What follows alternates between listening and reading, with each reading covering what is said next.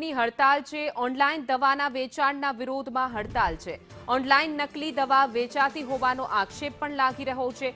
નશાકારક દવાનો વ્યાપક વધ્યાનો આક્ષેપ છે। તો કેમિસ્ટોની હડતાળથી દર્દીઓને હાલાકી પડી રહી છે। રોજની દવા લેતા લોકો મુશ્કેલીમાં મુકાયા છે। શહેરના 7,000થી પણ વધુ મેડિકલ સ્ટોર અત્યારે બંધ છે।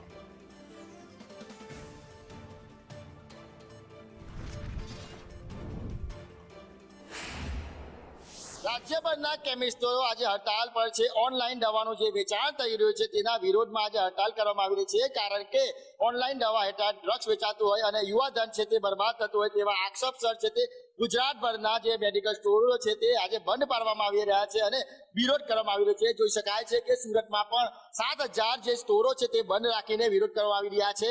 શું કહેશો, કઈ રીતના વિરોધ છે અને શું માંગ છે આપની?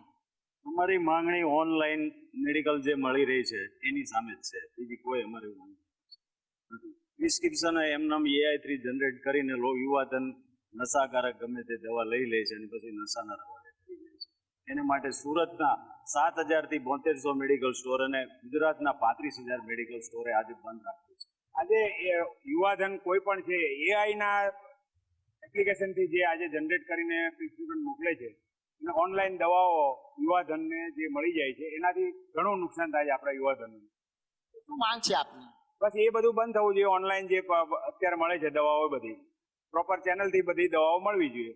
7200 મેડિકલ સ્ટોરોએ બંધ રાખ્યું છે અને ઓનલાઈન દવાના વિરોધમાં જે યુવાધન નશાના રવાડે ચડી રહ્યું છે, ડુપ્લિકેટ દવાનું ઓનલાઈન ખૂબ બહોળા પ્રમાણમાં વેચાણ થઈ રહ્યું છે અને એના વિરોધમાં અમે બંધ રાખેલું છે।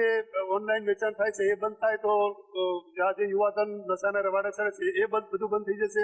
એ ડુપ્લિકેટ જે દવાનું વેચાણ થાય છે એ પણ બંધ થઈ જશે। યુવાધન નશાના રવાડે ચડે છે, AI થી જે કહેવાય કે પ્રિસ્ક્રિપ્શન જે છે તે જનરેટ કરવામાં આવે છે અને પછી દવા આપવામાં આવે છે। આપ યુવા છો, શું કહેશો, કઈ રીતના યુવાઓને ડ્રગ્સ વેચવામાં આવે છે? હમણાં ઓનલાઈન પેલું બધું ડુપ્લિકેટ દવાનું હોય છે તેને બધું મિસયુઝ બી બહુ થઈ શકે છે।